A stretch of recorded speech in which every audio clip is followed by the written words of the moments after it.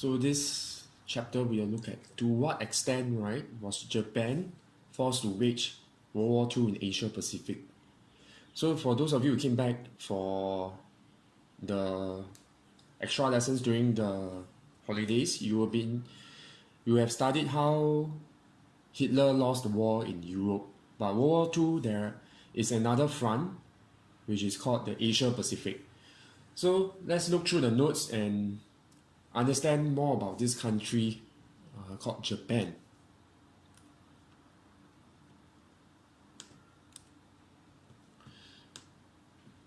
So the background of Japan is Japan was actually a very different society from what you and I know today, and is what we call a feudal society. Okay, so before the Meiji Restoration, we will learn more about that. Japan was ruled by different rulers, especially the warrior caste, which is a famous samurai. And you can see on the photo on the right, you can see the geisha, and many of these geishas came over to Singapore also. So Japan was not a so-called modernized country like you and I know today, but it was still somewhat primitive. They were still using arrows, swords, samurai swords, and they were not an united country.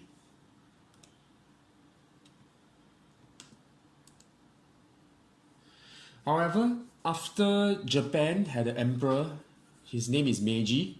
So you may be familiar with the Meiji brand, which is the chocolate with biscuit and then all the different things. So Emperor Meiji, which is the guy in the middle, he decided to modernize Japan. How so? He decided to follow the Western ways. So as you can see from this photo, they are all wearing Western clothing, including the queen, who is wearing a crown or tiara. Okay, and the guys, Emperor Meiji, right, they were wearing Western clothing with a sword. So very different from the samurai picture which you see in the last slide. So this period is called the Meiji Restoration, right? It's more of a progression really. They are trying to catch up with the European powers like US, European powers like Great Britain, the Netherlands, Spain, and etc. So this period called the Meiji Restoration really helped to push Japan forward in terms of technology, in terms of its power in Asia. So background to Japan's rise to power before 1816. This is over close to 200 years ago. So he ended the feudal period called the Tokugawa shogunate. Alright, so as I've said just now, he sought to modernize and industrialize Japan. And sadly, he actually kind of killed off all the samurais in Japan, or at least they were not allowed to practice the samurai tradition again. So if you see this movie poster over here, which is Tom Cruise, it's a movie called The Last Samurai. Right, so for those of you who have not watched it, you can just search it on YouTube, just watch some of the clips. Alright, it's not really historically accurate in the storyline, but at least it shows you how the samurai lost its power under Emperor Meiji. And for those of you who know more about Japan, alright, the Japanese culture is pretty much defined by this code called the Bushido code. Alright, so those of you in judo, you may have know of this code. So if you look at the picture here, there are many different values, and one of the most important values, right, is actually honor. So for a Japanese warrior, a samurai, or maybe a ninja, if you are caught, you rather die, you rather commit suicide rather than you surrender and make yourself a prisoner of war. So keep this in mind, why the Japanese fought really hard during World War II rather than they surrender to the United States. So this is called the Bushido Code. And for the judokas in our classes, if there is any, alright, judo was actually invented during the Meiji period, 1882. Alright, you have this grandmaster of judo, alright, because you can't really practice your samurai tradition, which is the drawing of swords, using arrows. You're supposed to use guns now. However, during the period, it was still permissible to have hand-to-hand combat, and that's where judo was invented and practiced among the military. That in the event you need to have hand-to-hand combat with your enemy, you know how to defend yourself, at least flip them and come out of a superior position, and then you can just draw your sword, or rather a knife, and just finish them off. Okay, so judo was more of a defensive martial arts during the period. This is an overview of the Japanese society during that period. So the samurai was replaced by the modern military. So the military was really fashioned or copied from the Western code of conduct in the military form, right? But they still kept the samurai code. So this is a bit ironic because they actually killed off all the samurais, but they decided to keep the Bushido code. So this formed the backbone of the Japanese military. Alright. If you look at the picture here, you have Emperor Meiji in the middle. So they believe that he was literally the son of God or son of heaven, and is a demigod. Alright, so keep this in mind because the emperor plays a very important role even up to today in the Japanese society. Alright, more so than the Queen of England in Great Britain today. So this is what we call the cult of the emperor. He gives the moral backbone to Japanese society, and as well as heading the military. So that's why he's wearing a military style uniform. Alright, what is the religion of the Japanese? Before that, they were practicing different kinds of religion. So some forms of religion may be very similar to what the Chinese practice here, such as ancestor worship, worship of nature, and so on and so forth. However, during this period, they have more or less come up with a more unified form of state religion, which is called Shintoism. Alright, Shintoism is different from Buddhism. Alright, Shintoism incorporates the worship of the different important people in Japan, and including warriors, and also worship of nature in that sense. That's why we have Zen, the Japanese Zen. Alright, plus the Shogun legacy. Shogun was the warlords in Japan. So after they were replaced by the military, now these four pillars of the Japanese society, as you can see, is very militaristic. Alright, so Japan itself is redesigning its society for war. Right? In that sense, as you can see, all about the warrior, and for warriors, eventually you have to fight somebody. You have to win some land. So let's look at this pathway that they're going to take. Alright, so the chapter overview, right, as I said, first we're going to look at Japan's ambition. Alright, for Japan, they already have an ambition, which is to emulate the Western powers, or at least being on the equal powers. Alright, and Japan has never been colonized by any Western powers up to this point. So it wants to be a power itself. Okay, it wanted to be a colonial power, and not just a colonial power, but a strong one that could take over territories, right, in Asia. So we have been clear about the boundaries. The Japanese did not look beyond Asia, okay? Unlike the Europeans, where it was kind of a global conquest. Alright, and you can see from the old Japanese drawing, they still hold their swords, but they have now a very big cannon, right, that can fight the Western powers. So who did they fight first? Japan is very close to Russia. Russia is one of the biggest countries in the world, and it is a neighbor of Japan.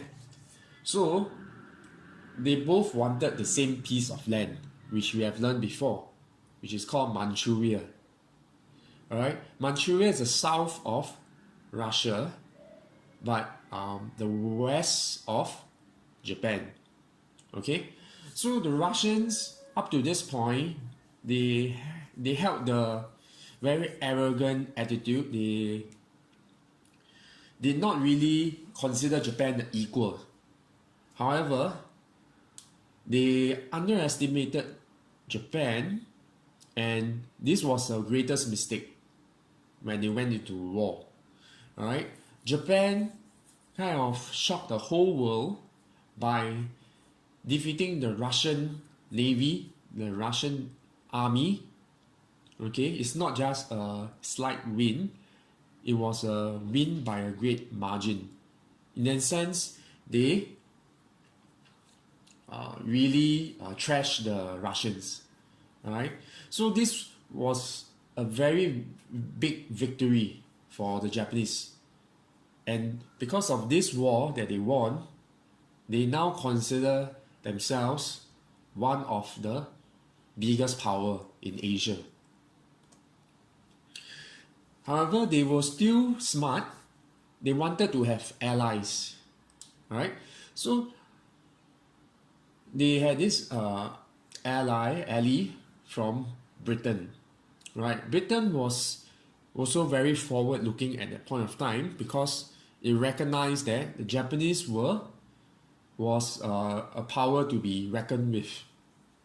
Alright, so because of the Anglo-Japanese alliance, which they signed, when World War I started, Japan was involved in World War I as well. Not in a very big role, but just by the fact that Britain was in the war, and that's why Japan could enter the war and fight alongside Britain. But the most interesting thing is that they actually have a common interest. Alright, to make it very simply, is like friends with benefits. Alright, or wanting the same benefits. They wanted parts of China. Alright, so this is the common thing that they wanted. However, later we will learn, after the Washington Naval Conference, alright, these two BFFs will go their separate ways. Alright, so much so that in World War II, alright, it will be the British fighting the Japanese. So imagine if this alliance actually stood and lasted until World War II, alright, we would not have been conquered by the Japanese. Alright, so for the after the war with the Russians, now Japan have a very big ambition. Alright? So Sino actually stands for China. So this is the first Chinese-Japanese war, the Sino-Japanese war. Where were they fighting? Remember, they wanted the part of Manchuria, and they actually managed to take that from China, and because they defeated Russia, they managed to have it. Alright, so in this war, in 1894, alright, even before fighting the Russians, the Japanese actually won China, but this was not as significant as the Russian victory. Alright, what did they capture from China? Alright, two countries that we are very familiar with now. First is Korea. Alright, in Korea, they kind of won it from China because Korea was under the protection of China. Alright, but they only formally took Korea in 1910. Alright, and in Taiwan, which is much nearer to China, its name is Formosa. It also was colonized by Japan. Alright, so in the Treaty of Shimonoseki, which China was forced to sign, Japan actually have two rather significant colonies. Alright, so they have more raw materials, they have land, and they have the manpower. Alright, and together with Manchuria, Japan now is a colonizer in that sense. Okay, so some of you are very big into manga and anime. Okay, so we have this depiction by a famous manga artist, Shigeru Mizuki, alright, about the incident, about the history of Japan in Korea. So if you can see, it says that Korea is just a foothold meaning a temporary place for Japan to advance to the rest of the continent, the rest of China, the rest of Asia. Alright? And the Korean people are trampled on again and again. Alright? So even though Koreans and Japanese may look alike, the Japanese considered the Chinese, the Koreans, the Taiwanese all inferior to them. Alright, which I will touch on it later. So even after the Treaty of Shimonoseki, alright, Japan was not satisfied with what they had in China. Alright, so much so that they had these 21 demands to China. Alright, so usually when you want things from your friends, you just ask one or two demands, or even from your parents. But imagine somebody serves you 21 demands. Number one, I want this from you. Number two, I want this from you. Alright, so this is what the Japanese did to China. Okay, so what are some of the 21 demands? You don't need to go into details, but you can Google it, just have a look. Alright, some of these interests or demands was to secure Japanese interests and to ensure that the Chinese government could never kick Japan out of China. Alright, they haven't had the plans to conquer the whole of China yet, but this was the start of it, to ensure that, you know, we still have a significant part of China, and as long as they are weak, we will have all these demands that allow us to take further actions against the Chinese. Alright, so because of what they were doing in China, it also gave them more position or rather power with other countries. So one of the country that they were pretty upset with was the United States of America. Okay, if you have been to San Francisco or you watch a movie, there are many Japanese Americans that are living there. All right, and the eastern part of US, all right, attracted many different people of immigrants, including the Japanese, the Koreans, all right, Hong Kongers, all these people there. So they were actually living there for quite a while, but now the Japanese government, right, felt that, hey, now we are big Asian power, we cannot be bullied by the Americans. So there was one act, which is a law, that gave the power to the American government to exclude all Japanese and Korean people. So look at this real-time poster. Okay, this is much later in 1942, but basically what it did to the Japanese and Korean is that they could never be American citizens properly, or they could not enjoy the full rights of being American citizens. So that included voting, included inheritance laws, all these rights of being what a citizen could enjoy. Okay, so keep this in mind, because they were actually very, very, very angry with the United States for doing this, for looking down on them. So they want to prove to the US that we are equals to you and we are not going to be excluded by you. So this is a very good recap of what happened at the Paris Peace Conference, which resulted in the Treaty of Versailles. At the conference, the Prime Minister, Prince Kono, right, he actually did not agree with President Woodrow Wilson's 14 points. If you remember the 14 points, it calls for peace, it calls for self-determination. Okay, he wanted actually a racial equality clause. So that's even more specific than self-determination. All right. So because of the previous Exclusion Act that you saw in the previous slide, okay. So he wanted 14 points. The 15th point to say that all races are equal.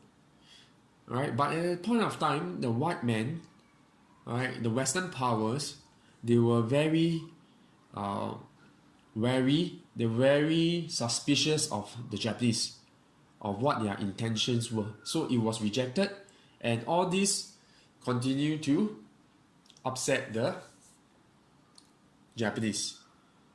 They still felt that they were looked down upon. They still felt that they were not really on equal terms with the Western powers.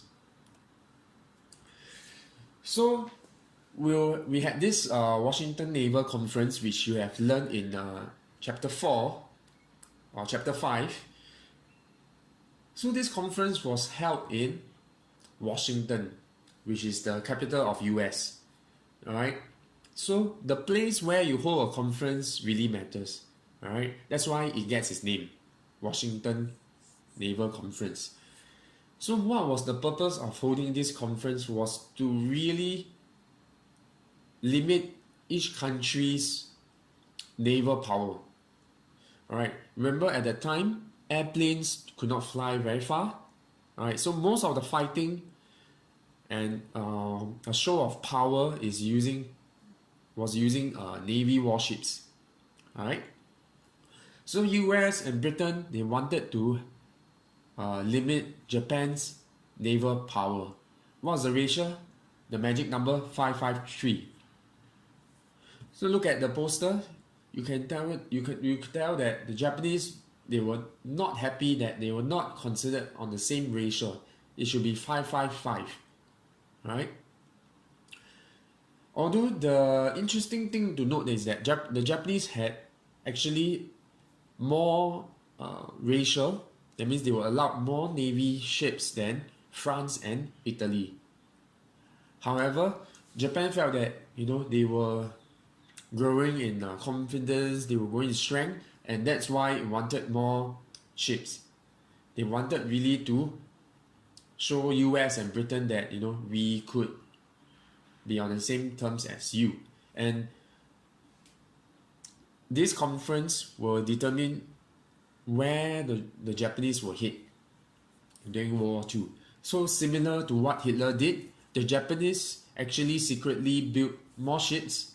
They built bigger ships that will have epic battles shown in World War II.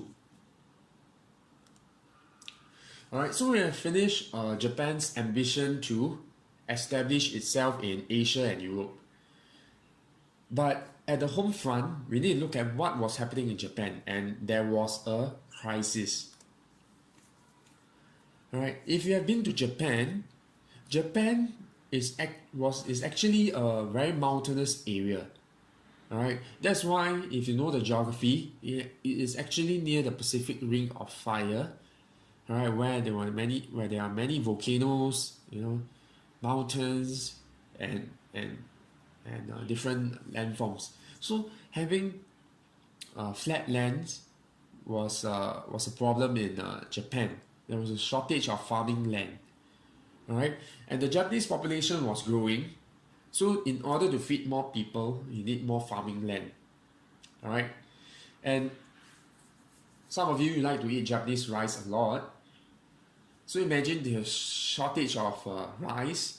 Right? Without rice, most of us, will be very unhappy. Why there are no rice? And even if you don't like rice, okay, you like noodles. Noodles itself is made from wheat, right? And wheat is also very similar to rice. Right? You need to have the flour, all right, and then you can have the noodles. So all these things contributed to kind of a famine, but not to the extent of famine, right? So this was very shocking to the Japanese itself, because they felt that if I'm a big power, I should not be thinking about whether my people have enough rice to eat. Okay, so this was a shock to them. The second shock, right, was external, which was the Great Depression. All right, and at that point of time, US, pretty much like now under Donald Trump, it really wanted an American products first policy. So look at the poster. All right, the women were boycotting Japanese silk. Right, you can see the kimono dress, because Japanese silk, right, is one of the most comfortable, and it was exported to the US. But because of what the Japanese later did in China, America would want to boycott its products. Right? So imagine yourself, you boycott the manga, you boycott anime, you boycott sushi and all the things because of what Japan did. So it's very similar. So this affected Japan very much, because once you have fewer people buying your goods, right, you have fewer jobs, and then you will really affect the lives of the people. Okay, so this practice is what we call protectionism. You protect yourself, protect your own economy, and you don't only do that, you also increase the taxes on other people's products. So this was what was happening to Japan, and they really felt that they were being targeted by the Western powers. They really wanted to prove the Western powers wrong. So just now I already mentioned they were overpopulation. All right, it grew from 45 million to 64 million. So one of the reasons for this growth was because the increase in technology, all right, the increase in people's lives, all right. So many of the Japanese people, they had to immigrate to overseas, and Japan itself, even Tokyo, we are talking about 10 to 20 million people at that time. There are not enough land, there are not enough jobs, you know. We need to employ or to give people jobs. So what was the so-called easiest solution to give all these guys jobs? Alright, so think about it. Okay, so there were two groups of people that were thinking how and what to do with Japan's future. Right? You have one group which were the nationalists. Right? As the name suggests, they were really thinking of the country first. And if you remember the previous slide, what was first in Japan, what was at the center of Japan was the emperor. Alright, so at this point of time, we have a rather young emperor, okay, and he's actually a very big part to what we are going to learn about World War II. Right, his name is Emperor Hirohito. Alright, so Emperor Hirohito, he did not hold all the power. Alright, he has to listen to two different groups of people. Okay, so one group that he had the support of were the nationalists. Okay, so under him there is the Prime Minister,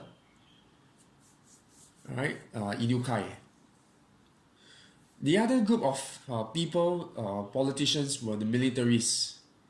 Okay, so the militaries were made out of generals, alright, or people who believe in fighting, believe in war. Okay, so they wanted an aggressive foreign policy to expand Japan, to solve the problem. Alright, so they wanted to put all the unemployed men in the Japanese military, grow a big military, and then you can use that military to invade other countries, and then you will solve your economic problem. Okay, so there are two opposing sides. Okay, but it was not so straightforward. Okay, there were two incidents that caused the change in what the Japanese government really did. So the first incident is what we call the Leak of Blood incident. Alright, just thinking of the name itself, it sounds pretty violent, alright, and quite an important part. Who was assassinated? Alright, some of the nationalist ministers, extremists, they were assassinated. Alright, no guesses for guessing who really assassinated them. Alright, so who died here? The foreign minister died. Right, the head of this Minseto political party, and one of the company, the director general, which is the CEO of Mitsui company. All right, so these incidents show that they were people were trying to change politics in Japan using violent means. Okay, so not just that happened. We have the 1932, the same year, the May 15th incident. Alright, so who carried out this assassination? Naval cadets. Cadets are people, men in training. They haven't passed out as officers yet. They assassinated Prime Minister Inukai. Right, this guy over here. So if you know who assassinated him, you will know that he was actually on the side of the nationalists. Okay, because he did not support them, the militaries, they killed him off.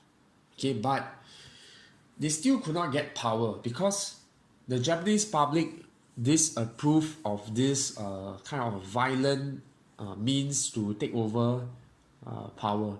Right? Just like if somebody is to assassinate the king or the queen, right, it does not make the person a popular person, especially if the prime minister itself or the king was a popular person. Okay, so they failed in their coup attempt. Okay, so for the next part,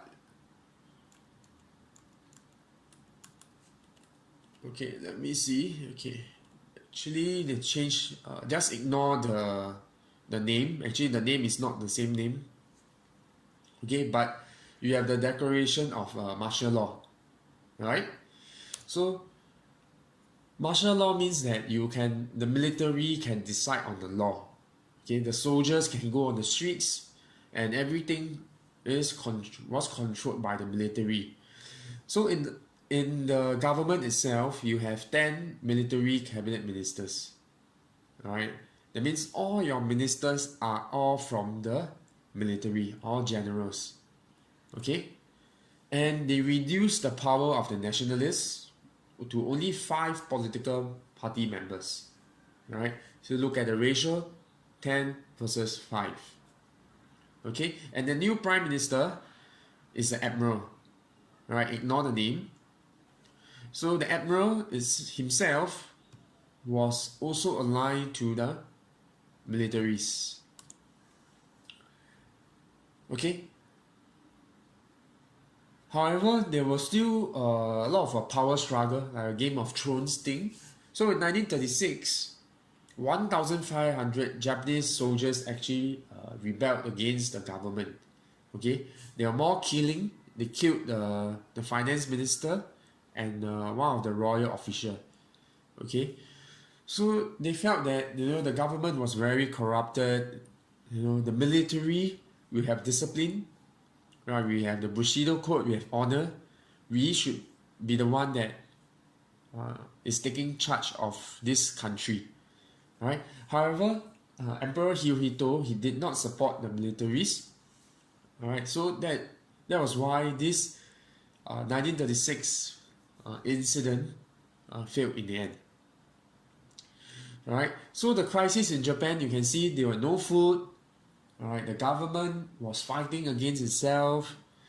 There was the Great Depression, and really Japan was all over the place. Sometimes to solve the problems you have in your own country, you have to adopt a very good or aggressive foreign policy. Foreign policy is how you deal with other countries. Okay? So before that, Japan had already expanded its empire. Alright, let's take a look again. You have the whole of Manchuria, which is a big part, right? A piece of land south of Russia. Okay, but Manchuria itself was not fully under Japanese control. Okay, that's why they wanted to really look to even expanding more. So where to expand in terms of land? They look at China. Alright, they want to continue to take big parts of China. Okay, so they want Manchuria, and later it's known as Manchukuo. Alright, what's the objective? First is to defend Korea. Second, you have minerals and wheat. Remember I talked about wheat because you need wheat to make bread. You need wheat to make noodles. And most importantly, land. So many Japanese actually moved over, right, as colonizers of the land. Okay, for Korea, what was the objective of Korea? It was to defend Japan. as you can see, Japan is actually very close to Korea. So they wanted to use Korea as a kind of a buffer zone, right? If the Russians attack, they have to go past Korea, or the Japanese troops can just attack from Korea. If the Chinese attack, Korea is in the way, right? So for Korea, it's really like what they wanted to use to protect Japan. Okay, in Taiwan, Taiwan was not one of the most important parts of Japan, the Japanese Empire at that time, but one of the important exports of Taiwan was sugar. Okay, was sugar. Okay, remember this from Sec 2 history, alright? The classic Japanese propaganda. The Greater East Asia Co-Prosperity Sphere. Alright? What was it trying to achieve was that it wanted to show that now Japan, the Japanese wanted to be a unifier of the Asians in Asia. Alright? They wanted the Asians to prosper together with the Japanese. So you can see many different races. Alright? This is the Taiwanese flag. It's I think it's the Manchukuo flag, right? And all the different races will come under the umbrella of the Japanese. Alright? So who was missing from this poster was the white people. Right? So the propaganda thought that now we must take back the lands for ourselves. Right? Let the Japanese take care of you, kick the Western powers out. Okay? But there was a reason why they did this, because now they were targeting Southeast Asia, which is near our region. Right? At the point of time, we have many rubber. Rubber was used in the production of war materials, especially tires, and oil. There are a lot of oil in this part of the world also. Right? If your tanks and your planes and your ships need to move, you need oil. Okay, so promise to liberate them, right, and to prosper together and to have freedom from the colonial power. So this was quite an attractive option for the locals. Okay, but the whole kind of a plan was to really let people buy into this idea that, okay, I want to let you take over my country, but actually they are not really prospering under you. They were trying to take all the things out from them, right? So which is what we call as satellite states, right? So this was what they learned from the Western powers. When you go into a country, you go to a land, you take many things, right? You replace their culture with yours, and so on and so forth. Okay, so we have looked at the three factors. The fourth factor for how Japan was before World War II, right, which led to the outbreak of World War II, was the weakness of LON. I think this one is quite straightforward. We already understood how Japan was able to bypass the LON, right? So as I said, Manchuria was not totally under Japanese control, right? It was still partly controlled by China. Okay, so for the Japanese, right, just like Hitler, they needed an excuse to say that, okay, I want to move in now, alright, I have the reason to conquer your land now, right? So this incident is what we call the Mukden incident. Mukden was a place in Manchuria. Alright, so all this were actually a ploy, a plan set up by the Japanese military from day one. 18 September 1931, a bomb suddenly exploded at the Japanese railway at Mukden. Who did they accuse of setting up the bomb? Of course not the Japanese. They accused the Chinese soldiers and the nationalists. Alright? So that, okay, now you bomb this railway. Now I have the reason to retaliate and I have to introduce some law and order in this place.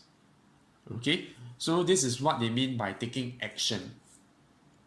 Of course, the Chinese government, they deny it. Say that, no, of course, it's not my bomb. But the Japanese, they took photos, they made the soldiers wear fake Chinese uniforms. So all this was very elaborate.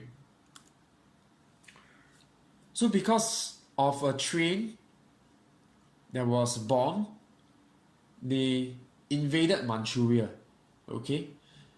So the story was that most of the Japanese soldiers, as you can see in this photo, they were all waiting. Okay? They were all waiting. Once the bomb had exploded, then they make a big deal of it. They immediately move into Manchuria. And the invasion just took 1 day before. So you know that all these were already planned, because to move an army, you can't move from just from 1 day, right? Or the army already standing by. Okay?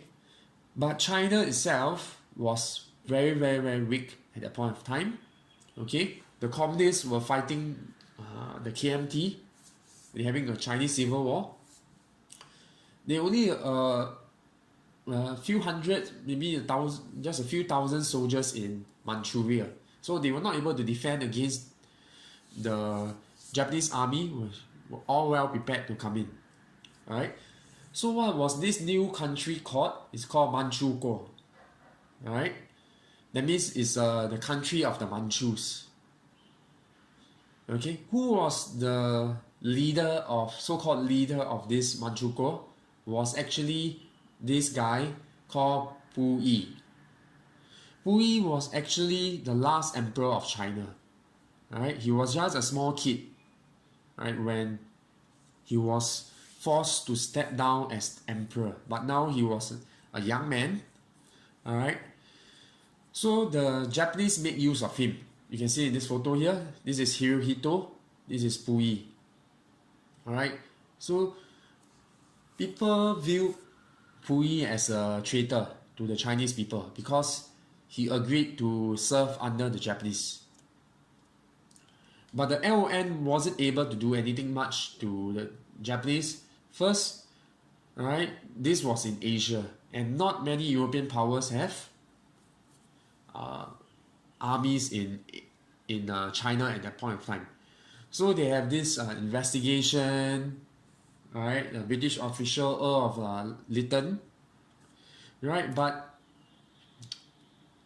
there was nothing much they can do. So the report said that Japanese did not act in self-defense. They were actually very aggressive.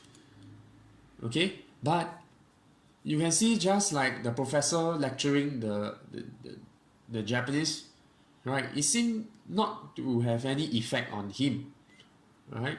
So what was needed actually was the use of military force. But no country at that point of time, remember, they were all very in the mood of appeasement, willing to send soldiers to defend a part of land they were not interested in. Okay, the Western powers were not interested in Manchuria.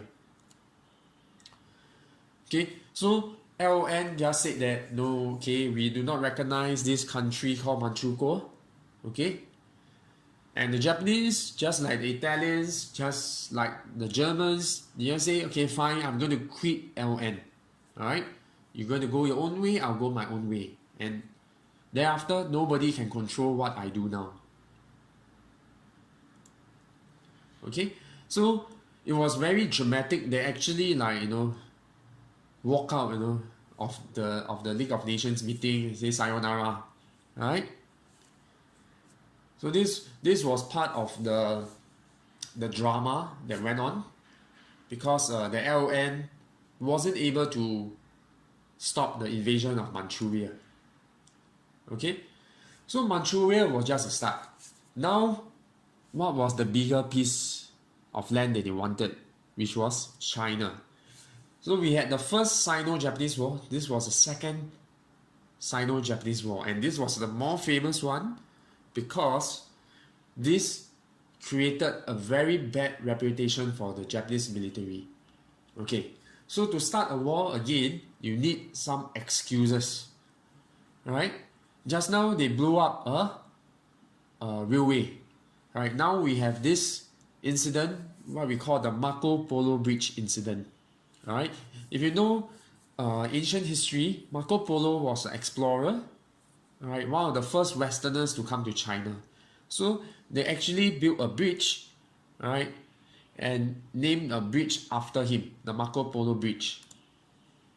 Alright, so this incident allowed the Japanese to invade northern China. Alright, so this time around they did not really blow up the bridge, but they just had somebody fire across, and you just shoot one guy and you claim that the Chinese soldiers shot at one of your guys. Okay, so you wanted revenge. Alright, and the revenge took in the form of invasion. China knew what was coming because of what happened in Manchuria. They were kind of ready for it, but they were still too weak to fight against the Japanese. So now they asked the League of Nations for help. But do you think the League of Nations could stop the Japanese? Which countries will actually send soldiers to fight against the Japanese in this war? Alright? Unfortunately, even if they did, now they were really quite in a sense preoccupied with Hitler in Europe. Alright? So just to recap, what was Hitler doing in Europe? He was taking land, different parts of Europe, one piece at a time. So by 1937, he already had Austria. And then you have the Czechoslovakia incident. Alright, so the Western powers refused to commit any soldiers to help the Chinese. So Japan eventually launched a full-scale invasion of northern China. Alright, when we say full-scale, means the whole Japanese army actually took part in this. Okay, they invaded China and they did many horrible things. One of which was the Nanking massacre. Where is Nanking? Nanking is what is known as Nanjing in China now. It was the capital of China before Beijing. Right? So nobody really knows why the Japanese really hated the Chinese, but it was really intense. We know it from Singapore history, the Suqing massacre. But what really started here was really kind of unprecedented, meaning it had never happened before. Right? So the generals, they just allowed the soldiers to massacre 200,000 Chinese civilians, and there were many horrible stories from this incident. Children were raped, right? People were killed, many women and children died. So many horrible things that the Japanese did here. Alright, well, later they were found out. It just shocked the whole world. Alright. So what was it called? It was called The Rape of Nanking. This very famous book. You can see some of the very graphic photos. Alright, they just chop off their heads, they humiliate them. Alright, and this was something that not even the Germans will do in public. So that was why when all these photographs and all these stories were actually found out much later, it really shocked the whole world. Alright, and the Japanese also did many experiments, Right, just go and Google Unit 731. Right, they did a lot of experiments on these Chinese as well. Right, so we have established and covered 4 points why the different factors of why Japan eventually go to war. Okay, but what was the important thing was that Japan, right, actually reacted to the different things that were happening in the world at the point of time. Okay, the 1930s. So mainly it had to do with US and Britain. Okay, so you can see the trend. US and Britain were not exactly on good terms with Japan anymore. Right? What did they do? They confiscated, or what we call freeze, the Japanese assets. Assets meaning money, your cash, your properties, right? And they continue to stop all of the buying of Japanese goods. Okay, who did this? One of the first president that did this was the president that did this was President Roosevelt. All right, and he is actually a very important president at this point in time. One of the most famous presidents ever. So US and Japan actually signed a treaty, right? A commercial treaty, meaning, you know, I agree to buy how much of your sale, you agree to buy how much of your American products. He cancelled that treaty with Japan. What did he want to do? He wanted to pressure the Japanese. And not only that, he came out and said that, you know, hey, you guys are being aggressive, you know, you are being a bully, you are taking parts of China, alright?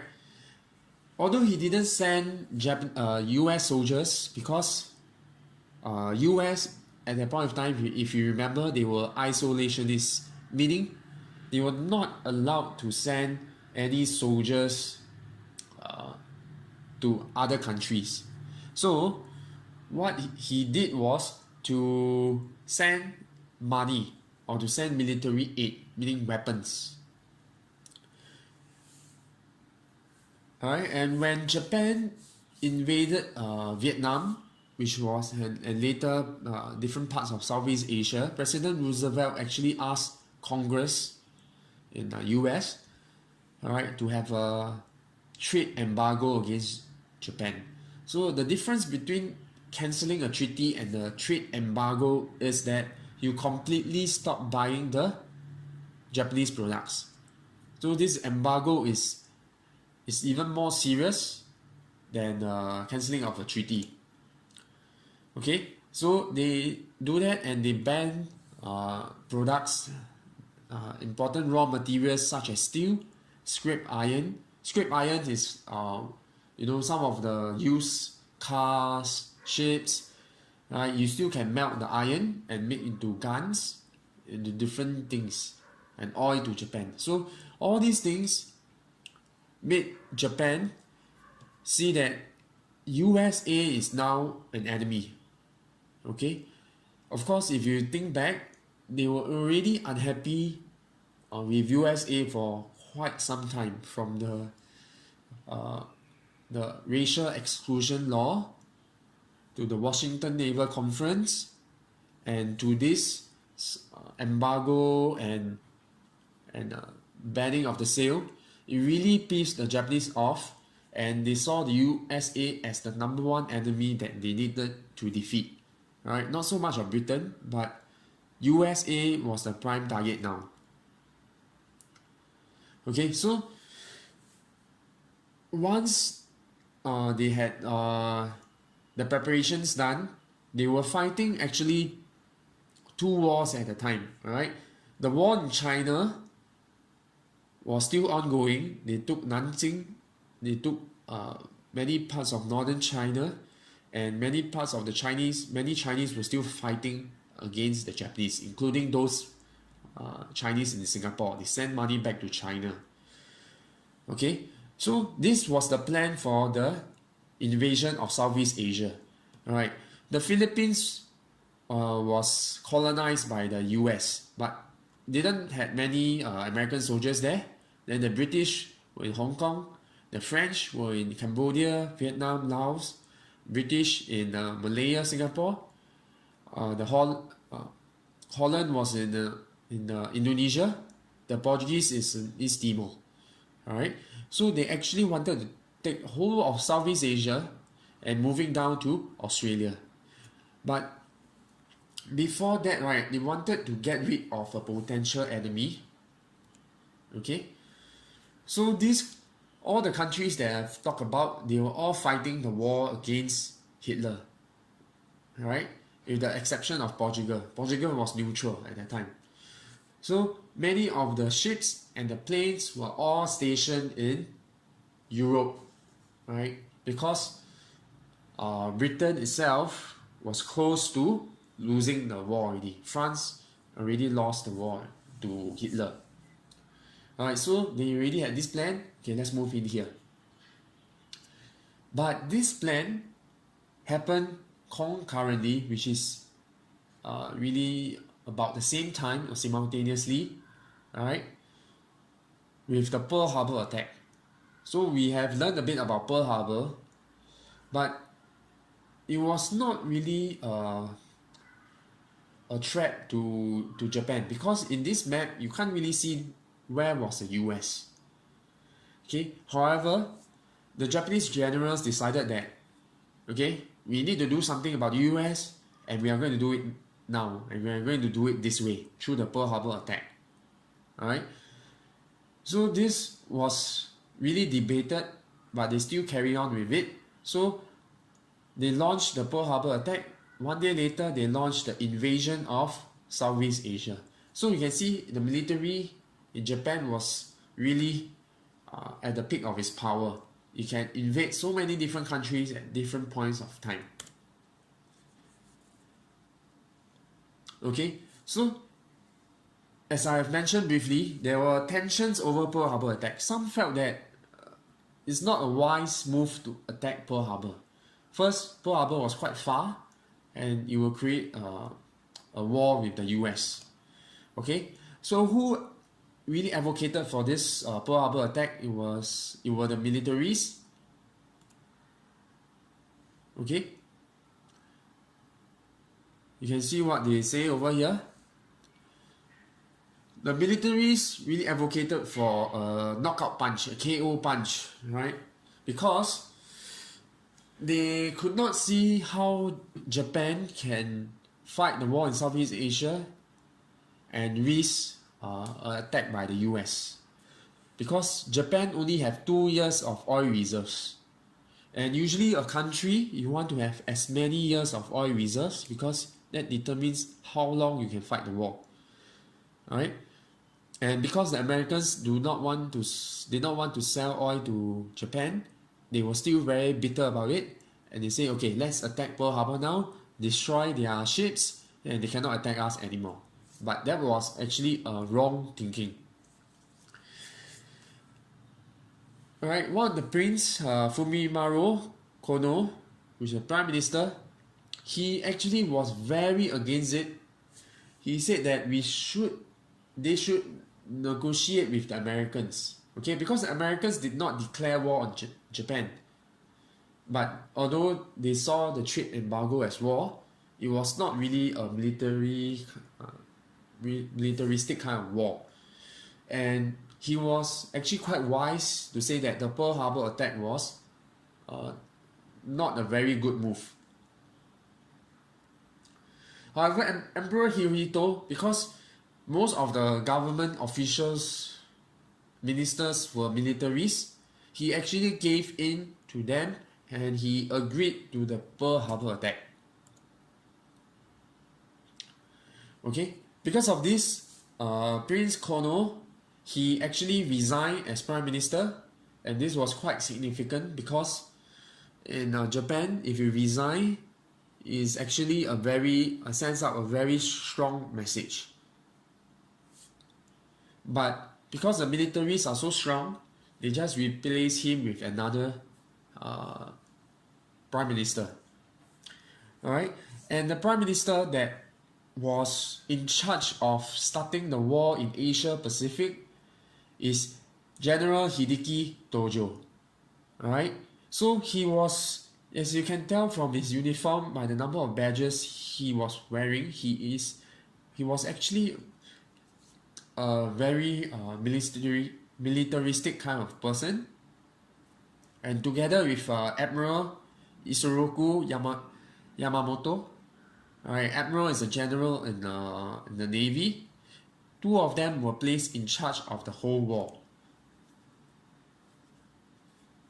So because they get rid of Prince Kono, Prime Minister Kono, they now had the plans to attack Pearl Harbor at the same time and to attack Southeast Asia together.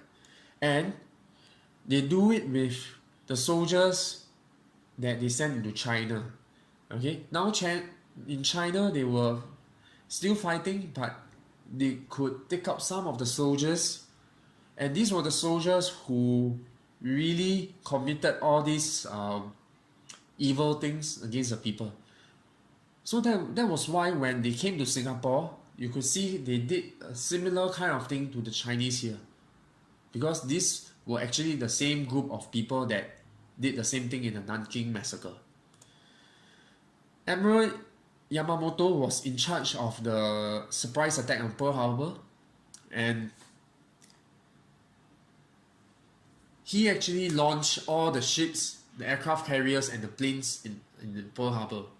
However, he said to Prime Minister Tojo that if they allowed the Americans to recover from the Pearl Harbor attack, they cannot fight a long war. So there was this sense that they knew that attacking Pearl Harbor was very risky, but they still went ahead with it. Okay? So we have what we call the ruse. Ruse is actually what we call a ploy, a secret ploy. But this ploy is designed to trick you into believing what was happening. So what was happening at the time is that they actually tricked the Americans into thinking that the Japanese would never ever attack them, and the Americans really believe it. Okay, they thought that they were able to detect any Japanese planes, any Japanese ships, and one of the greatest mistake was that they actually ignored the reports when the Japanese submarines actually were very near Pearl Harbor. They actually captured one of the mini submarines that were there, but nothing was done, and nobody really helped to prepare Pearl Harbor for war.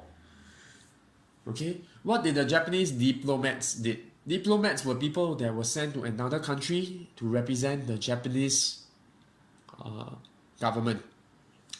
So the Japanese diplomats, they distracted the US government. Alright, they say, okay, let's talk now. Why don't you leave some of the trade embargo and sell us some oil? Then we can negotiate things. So they were giving the impression that the Japanese actually wanted peace with the Americans. Alright.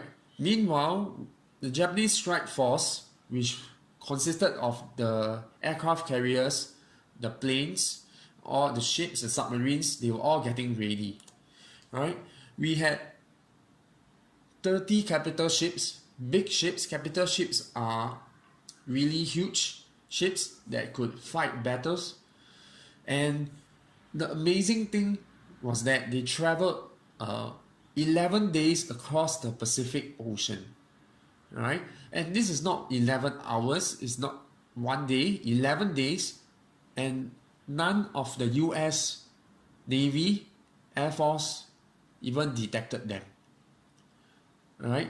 So how did they do this was that they switch off all the radio, they switch off all things like lights or whatever things that could give them away.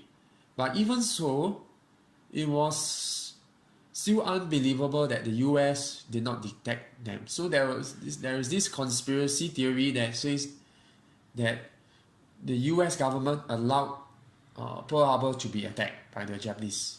Okay, but this was just one theory.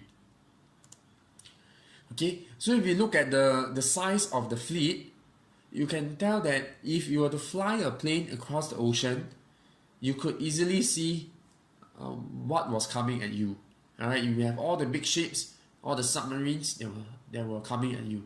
So all these were not detected, and when all the Japanese planes launched from the aircraft carriers, it was too late for the Pearl Harbor fleet to respond. Alright, so if the Pearl Harbor fleet, American fleet, were able to fight this Japanese fleet, they will not just be there and being bombed by them. Alright, so this was still very debatable, and the Americans, in that sense, they felt very angry because they think this was dishonorable of the Japanese to have a sneak attack on Pearl Harbor. Okay, so you have this declaration of war by President Roosevelt. This was a crucial turning point. When we say a turning point, it means that it really turned the whole war into a different dimension. Okay, why? Because this declaration of war allowed the US to enter the war against Hitler too in Europe. Alright? So what Japan did, right, in the sense, right, was sabotaging Hitler. Hitler had the upper hand in Europe. He was not going to lose in Europe, but because the US came into the picture now, into the war now, he was not able to have the resources as the US, same resources as the US.